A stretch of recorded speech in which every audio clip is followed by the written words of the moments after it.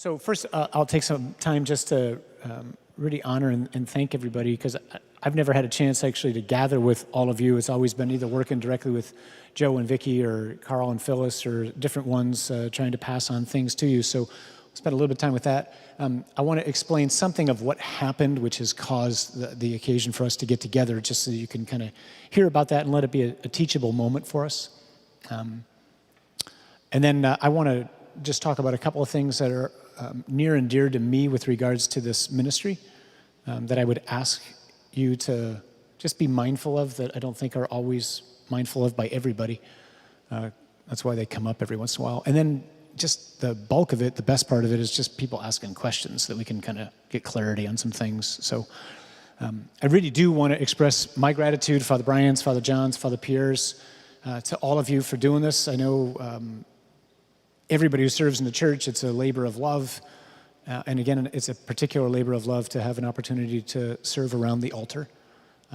So for the way that you all do this and for the time that you commit to it, just know that we're personally really grateful. And again, just like we just prayed, I really do pray that the Lord will convey to you his sense of delight in all of you for wanting to be close to his son in the way that you are. So I'm sorry that we haven't had a chance to do this before, but I'm grateful that we have an opportunity to do it now.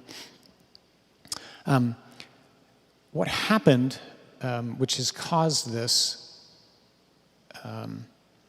it's not important, like who and that kind of stuff. And I want to share what I'm going to share frankly, just so that it can be clear. But I want you to, please don't take anything that I'm about to say as in any way condemnatory or accusatory. It's just important for us to see how little clarity there are on some things, at least with some people, which are of extraordinary significance, so much so that we suspended all sacristans. That's why I did it.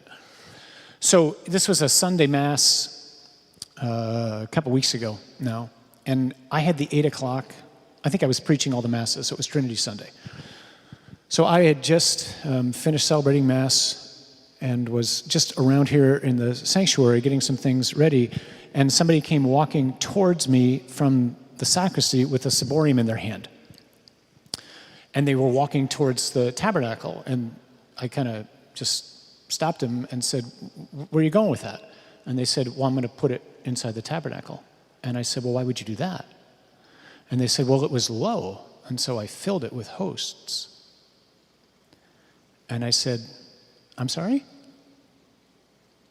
And the person said, "Well, we were low on hosts, and so we had 10 o'clock Mass I was setting up, and so I was refilling the ciborium." And I said, "Do you know what we do when we do the offertory?" Like that's how we replace the host. I mean, that's the point of bringing forward the bread and the wine. And there was somewhat of a look of recognition, but not entirely. I wanted to say, wow, Mass could be a lot shorter. I mean, we wouldn't have to stand up there at the altar and put our hands over anything. Like, we didn't have to consecrate anything if we could just like pull them out of a tube and put them into a ciborium. So at one point I just asked the person, "Did no one ever explain to you how we consecrate hosts?" And they said, "No, I've never heard anything about this." So the moment I heard that, I said, "Okay, sorry, we're going to make sure that everybody knows how we do this, and I don't want to presume that people know." So I grabbed Deacon Dave. I looked at the person. I just said, "So I don't know what to do with this now, because you've taken hosts from the tabernacle, added bread. Now we have bread, and we have the Lord, and I don't know what's what." So I grabbed Deacon Dave, and we consumed like 400 hosts because it was full, because there was nothing else to do. We couldn't possibly put that out. So I figure if somebody doesn't know that, maybe there's more than one person who doesn't know that. That's the reason for us making sure we get together here tonight. I would ask, with regards to checking the tabernacle, what I try to do, and I think Father John and Father Brian do as well, because we're the ones who are celebrating the Mass, and because we're conscious of the fact that, in a particular way, I'm trying to never have to take hosts out and rearrange them, like to even up Ciboria. Because every time you touch hosts, especially when you're grabbing handfuls, you get particles on your hand. If it's big enough to see, it is the Lord. So without being scrupulous, if I can see it, I have to be mindful of what it is I'm seeing, and it really is Him. So because of that, when we put the Ciboria in the tabernacle after Mass, I at least always do, and I think they do too, I arrange it so that they're ready to just be put on the altar and we can hand them to an extraordinary minister to distribute for communion, as opposed to consolidating them so that one can be full, which would then require us divvying them up into a Ciboria as we put them out there. So there should never be any need for anybody to touch the hosts in the tabernacle. All they need to do is just see how many Ciboria are in there and to look like how many hosts does it seem to be that are there. And if it looks light in there, then fill up those by all means, because I'd rather have way too many hosts consecrated at Sunday at 8 o'clock, and then we can just continue to have them present throughout the rest of the celebrations on Sunday. And if we get to the 5 o'clock and all we need to do is consecrate a big host, so what? That's fine. No problem with that. But I would ask us, please, to never do anything other than removing the top of the Ciboria. Is that fair enough?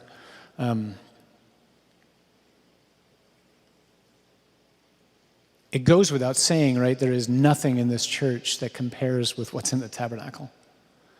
And it is of utmost importance that we kind of like maximize the opportunity that we have to convey a witness to the rest of the community, especially to visitors or to people who are not Catholic, that when we walk around up here, we're not in a living room. And so I'm so grateful for the way everybody comports themselves as they're in the sanctuary. But like we talk with extraordinary ministers too, so anytime that someone's approaching the Blessed Sacrament, especially those of us, some of us have, knee replacements, health issues, whatever, you can't kneel, I get that. If you're not able to kneel, I would ask that you always would bow to the Blessed Sacrament and the tabernacle before you open it. For the rest of us, I'd ask us that we genuflect and see it as a remarkable opportunity to give witness to the community of the fact that that's the Lord. And as every survey, unfortunately, continues to say to us, massive percentages of Catholics don't know that or don't believe it. But our behavior around the Blessed Sacrament can really be an extraordinary opportunity to teach people. They'll see your reverence, or my reverence, please God, and they'll know something's different about that. So that's with regards to that. Yeah. Just to be clear, the same applies for the gluten-free. Yeah. Okay. The same applies for the gluten-free. Okay, because he actually started replacing those first. So the gluten-free, or low gluten is the exact same. So it is God as well. So you refill them from the offertory. Okay. I'm glad you started by referring to them the way you did. We do not have gluten-free hosts. There is no such thing. At least there's no such thing that you can consecrate. So if you'll notice the little pyx or the big pyx that holds the host for those who have a gluten intolerance, doesn't say gluten. It actually has a thing that's taped over it that says low gluten. So they are low gluten. They're as low as you can get, but you have to have some gluten. You have to have some wheat to consecrate. I can't consecrate something that doesn't have any wheat in it. It's as low as it can get. So people come forward sometimes for communion, and they'll ask, because I always have them in my hand, and they'll say, can I have a gluten-free host? And I always say to them, you know that they're not gluten-free, they're just low. Because I'm always making sure, because I don't want them to get sick. But there are no gluten-free hosts. here or anywhere that can be validly consecrated. But those are, for those who don't know, those are in the freezer, and we don't consecrate many of them at a time. And the main reason for that is because they are so low in gluten, they will lose the appearance of bread much faster. So we tend to refill those every Monday. And if we need to, we'll do it on Sunday as well. But I don't ever think there's more than maybe 10 or 12 in there. There's an increasing number of people who need them, but it's just worth our noting that they aren't gluten-free. I don't think there's anything more to say about that matter, but if people have questions when we're doing kind of Q&A, I'm happy to address it. I just wanted to make sure that something of that importance got communicated. Also, just as a reminder, after Mass, if for some reason there are the chalices, everything in the sacristy, and one of us hasn't been able to get back there yet, don't do anything to them. Oh, you're okay, good. Yeah, we'll talk about some of the stuff afterwards too. Thanks for reminding me to make sure we talk about that. I just had a couple things in particular that, since we're all gathered together, I would like to ask of us all, and just to kind of clarify as we continue to go forward. So one of them would be just a reminder, the vessels are just that, they're vessels. They're not dishes. So our language of what we do is really important. We don't wash dishes here. We don't have any dishes here. We have sacred vessels. We have chalices, and we have patens or ciboria. And you might think I'm being like really whatever right there. For those of you who might think that, I would ask you to reconsider what you're doing, because we don't have any dishes. What we have are things that are made of precious metals. My chalice is made of gold, his chalice is made of gold, his chalice is made of gold. My paten is made of gold. And so one of the things that I notice oftentimes is people will stack things inside the paten. And if you look inside my paten right now, it's severely scratched, unfortunately, and it's actually bent because it's been dropped. So it's not a perfect circle.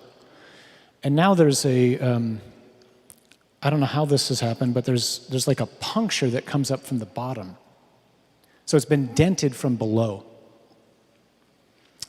So I know that I routinely find my paten in the closet where it's locked with things inside of it. Please don't ever put anything inside of it. It's the most priceless thing I own. It's a gift from my dad and my mom. And it holds the Lord, and it's gold. So related to that, I would ask, I know it's a great thing that, and it's a great way for children to be introduced to being around the sanctuary. It's an awesome thing to do. I love that, quite frankly. But at the same time, I would ask, especially for those of us who have our children serve with us, that you please don't have your kids hold the vessels. Have them carry the water, or the towels, or the bowls, or the vessel that holds the wine that we put in the back. But please don't have them carry the chalices or the patens, because they drop. That's how mine got bent. It got dropped. It's the only way you can bend a gold plate. That's not to, I don't mean to convey anger in means, it's just a thing to note with folks. Father Brian just mentioned one of the other things. So, you know, we've gone all around with purification and whatnot, and who knows, it might change again, but we're trying best we can to always purify the vessels after Mass, so that's why Father John and Brian and I go to the Masses afterwards so that we can be purifying while the final blessing's being given. But there have been some occasions when we've, like one was after First Communion recently, and it happens every once in a while, where people are well-intentioned, so I totally get this. I just want to make sure we can be clear. They see the vessels and they have not been purified, and so they do it. or we do it. You actually can't. So the general instruction of the Roman Missal makes it really clear that priests and deacons are the only ones who are supposed to purify the vessels. After they've been purified, it has nothing to do with anybody being better. Nobody's better. I'm probably worse than all of you. So it's just because that's how the Lord creates a hierarchy of taking care of the vessels. So if you see that, just make sure that you can find one of us and say, Father, the vessels aren't purified yet. What we typically do when we're in there during Mass on Sunday is if there is another Mass following, so if it's not the 5 o'clock, I'll always, if I'm back there, we'll purify the vessels, we'll wash them to rinse them after they've been purified, which is really important to make sure you do because things like lipstick and whatnot get stuck on the outside of the chalice. And then I'll just set up for the next Mass. I mean, I don't know that that always happens between us, but I always do it because I figure I'm here. Like, why have you have to come back and do more work? I mean, I'm here. I just purified everything and washed it. I might as well refill it at the same time. The only thing that it means for us is we got to keep coming back and checking to see if you're setting up for that next Mass, has it already been done, and then make sure that the vessels get placed out. But that's why we would ask you not to purify those.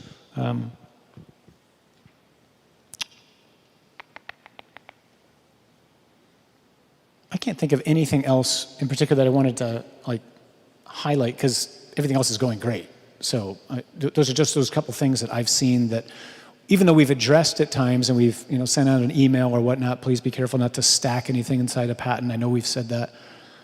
It continues to happen. So it's really unfortunate and kind of frustrating. So let's just, if you guys don't have anything in particular that you're aware of too, let's just take time to ask any questions that people have so that we can, if there's any unclarity, we can get out of here and hey, oh, cool, I got my question answered. So, yeah, so the question is, would I not do what I'm doing and filling up everything? Because you have great pleasure in doing it. I appreciate everybody's love and desire for what they're doing.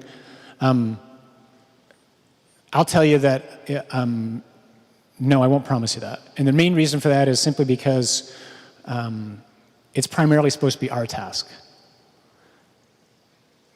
We're really the ones who are supposed to do that all the time because we should be the ones who are setting up.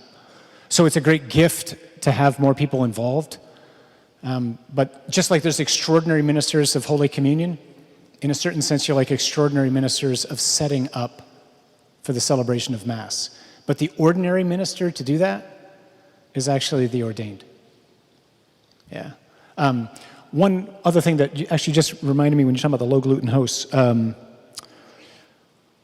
ideally, what would be great to have happen is to almost run out of hosts after the Saturday morning Mass. So for those of us who serve as sacristans on Saturdays, I'd ask you just be mindful of what's in the tabernacle. Because again, so the Eucharist is, right, it's the substance of the Lord, it's the accidents of bread. So the accidents of bread will break down. And so I'm trying to always, on a weekly basis, consume everything that we've consecrated in the previous week, so that we don't potentially have, I don't know how to say this without sounding disrespectful, like stale Jesus, but I don't want stale Jesus for anybody. I want fresh Jesus. So I just ask us to kind of be mindful of that on Saturday mornings. If all we have to do is consecrate a big host or the host that we're using for the celebrant, that's fine. We know we're never going to get more than, unless it's a special event, 150 or so people in here for a Saturday morning Mass. So maybe just be sensitive to that, and if you're one of the people who serves in that way, try to help with that. Yes, so the question has to do with, do we only purify or do we rinse as well? We do both. Yeah. So if we're around, we'll make sure that we purify and rinse everything. Yep. Great question. So for weddings and funerals, unlike Sundays, because the other priests don't come for weddings and funerals to take the vessels back, we only purify at the altar. So you should rinse the vessels. Yes, please. Thank you. Great question. Okay. And you're always at 5. Yeah. So 5's the challenge because we're not always there, the 3 of us in the same way, just because it's late in the day, and so guys might have, a family commitment or something else. So we don't hold ourselves to the same thing that we do with 8, 10, and 12, where we just expect us all to be around. I would ask, I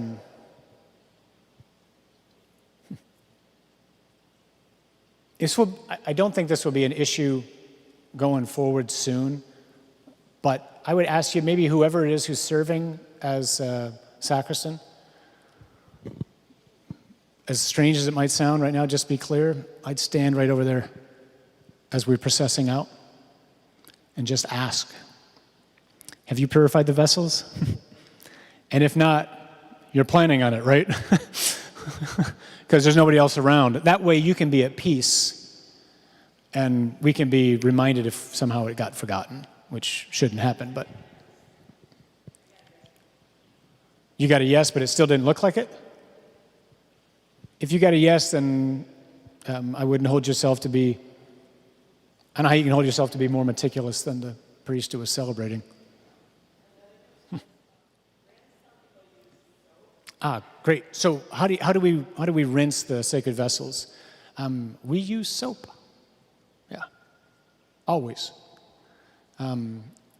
So we purify, and we go all the way around and take water to make sure that there's no traces of the precious blood or of the body of Christ left. And then once that's done, then you can wash, you can scrub the vessels. The important thing to make sure is that you get all the soap out. Because we've consecrated like the precious blood in soap on many occasions. So Jesus has kind of a bite because there's still something in there that shouldn't be in there. So yeah, just once the vessels have been purified, you can be very thorough in the sense of rinsing, but I would over rinse as opposed to under rinse. Yeah. If you see bubbles, there's probably soap in there. No, what's for washing is the sponge. That's what you wash with. Great question. So you can use the sponge on the edge, especially. So all I do, the only thing that you need to wash is the rim. Yeah. But you can use the sponge for that. Yeah, by all means. Yeah, because the cloth won't scratch. Yeah. No, I would ask you not to use soap on our chalices, because we take care of our chalices. So, yeah, no, thanks for asking that. At least that'd be my. I don't know about Father John and Father John. Generally, for our chalices, don't do anything to our chalices. I mean, I don't know if that's what you two want. Because, we take care of our chalices in a special way since they're ours. So really, it's just there's no need to touch the priest's chalices. Yeah, bring it out by all means. Like, mine's back there. I think yours is not. You bring yours out, don't you? Oh, okay. By all means, feel free to, carry it out, put it out and all that, and bring it back. But you don't need to clean it. Yeah, we take care of that because we're the only one who consumes out of it. Yeah, so what happens with some of the cloths is you get some of the lint that comes from the cloth and it gets into the chalices, and so just be mindful of that if it's there, just kind of wipe around again so that we're not consecrating lint. Great question. So if someone's serving at a wedding, it's not an infrequent occurrence that we won't distribute the precious blood to the congregation. We'll only distribute it to the bride and groom. We did this just this past Sunday. My preference would be that we always have another chalice, because I don't like to walk with my chalice. Yeah. If the vessels are back there and they're not purified, call the emergency line, because it is the Lord. And one of us has been negligent somehow for whatever reason. Maybe somebody caught us, whatever, and slipped our mind somehow. Don't know how that would have happened, but it can happen.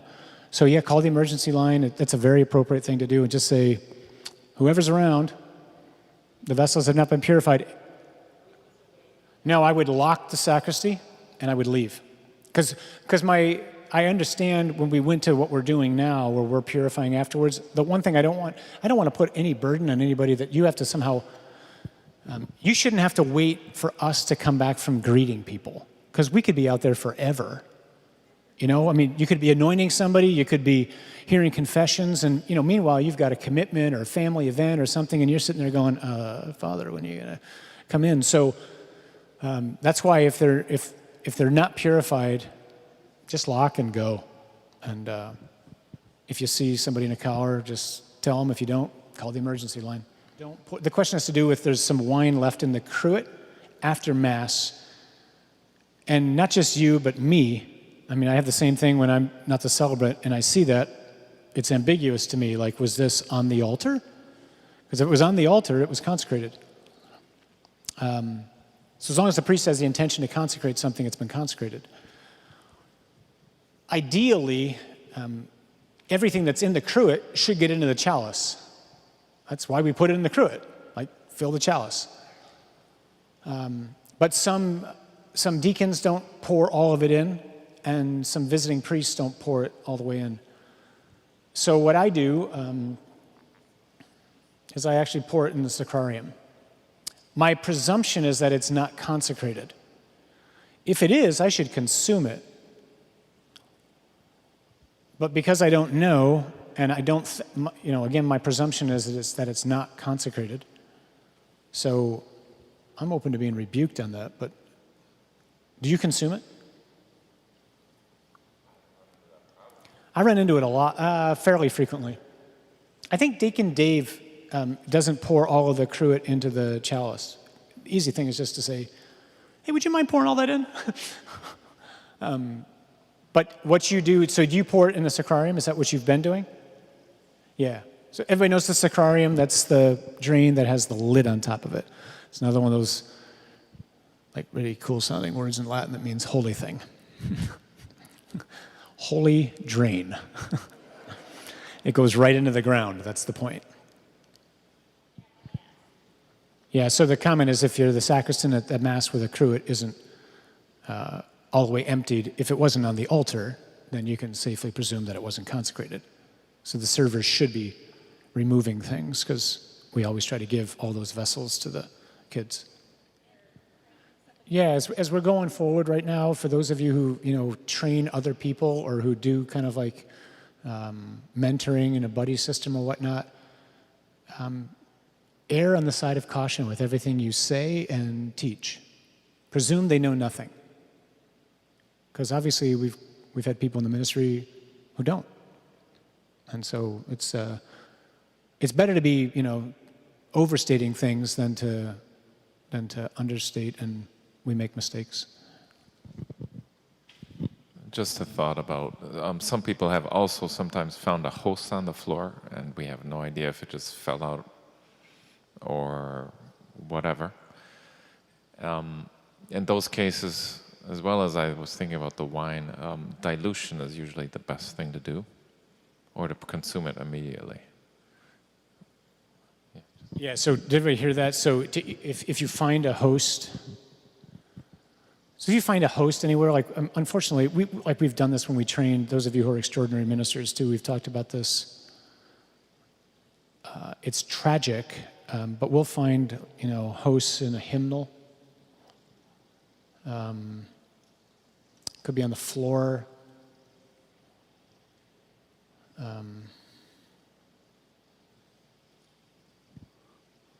Desecration of the Blessed Sacrament is unfortunately a not uncommon event. So, like Father said, the presumption should be it is the Lord. If you find a host somewhere in this area, the church proper, not on the sacristy floor, but somewhere in here, I would either consume it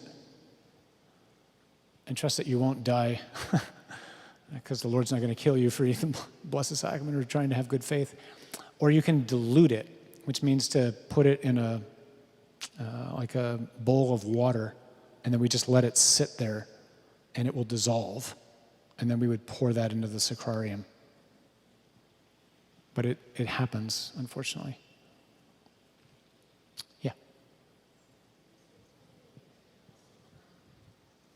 Burn it? No. No. Please don't ever burn a host.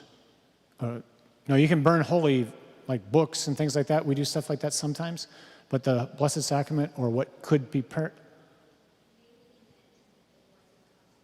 yeah, I don't know what he meant, but I would ask you never to do that. We don't have anything to burn it with anyway. You wouldn't want to pull out like the torch that we use to light the charcoal, but no, please either consume or put it in a bowl of water. Yeah, so that the bread can just dissolve. You burn something, now you're going to have ash. What are you going to do with the ash? So great question. So the comments just made that sometimes, because we don't want hosts being transferred back and forth, someone might be setting up, and basically every ciboria that we have is inside the tabernacle, and they're all low. So what do? I would do one of two. First of all, I would say to us, let's never let that happen. So try to do everything we can to consolidate into a ciborium such that it would be what you would give to an extraordinary minister and not less, and hopefully not more. If you do see that, then by all means you need to act. So I would say, as obviously as respectfully as you can and reverently as you can, I would combine the hosts. Yep. Because you may not be able to find us. So for you now to be put out and say, like, I got to find a priest, that's our fault. So we'll make sure that that never happens. And the occasion that it does, then by all means, act. Yeah, make sure that there's a corporal underneath it, right? So you could take it to the altar and do that. That's fine. I would just ask you to be mindful as you're doing that. Like, some people just take things and they go, like, that hardly shows like I'm holding the Blessed Sacrament in my hand.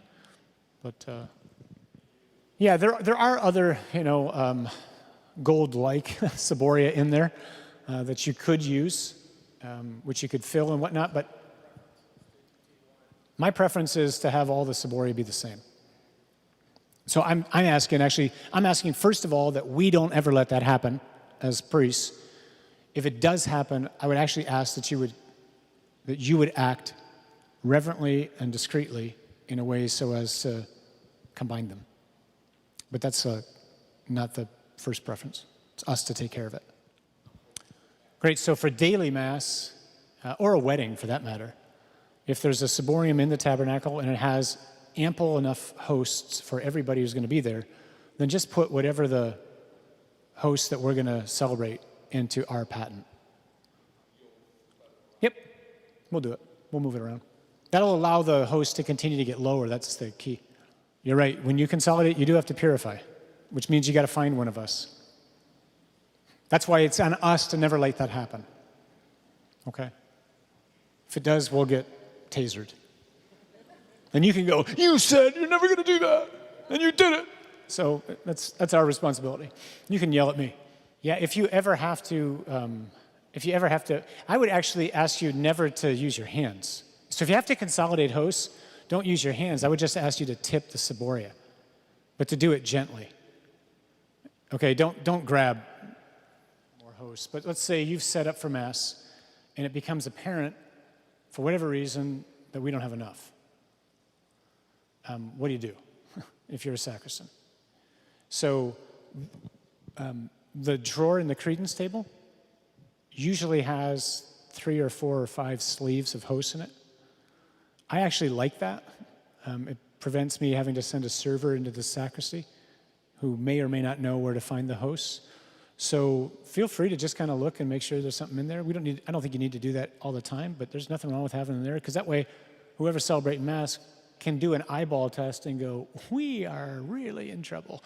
And they can just walk over and kind of discreetly pull out hosts and add them, would be what I would say. As opposed to you figuring like, oh no, like if I got to run back there and get more hosts. Again, I would always rather over-consecrate, because otherwise you're breaking hosts. And to break hosts is not ideal. We do it so that everybody can receive, if that's what we have to do. But every time you break a host, now you got fragments, and it's just, there's nothing wrong with over-consecrating with having too much Jesus. We will consume them in the course of a weekend. Yeah. There is no key to the sacristy that is available. Yeah, I mean, I know some people have access to a key. So the key to the main reason why the sacristy door is locked is because of the tabernacle key. Ideally, it should be in a vault, a safe. We don't have a safe. When I first came, we only had one lock. So we've added a lock, which for all intents and purposes is no lock. So we actually might even want to think about being able to really do something that's much more significant than that. That's the reason why the sacristy is locked. It's not to make it an inconvenience for sacristans. It's because the key needs to be behind 2 locks so as to guard the Blessed Sacrament. So for that reason, I'm not interested in having people have access to a key to the sacristy, because that means now more people potentially have access to the tabernacle key, and that's what I'm supposed to guard as pastor. Yeah, so the lavabo bowl, which is right up here, there's a penny for somebody.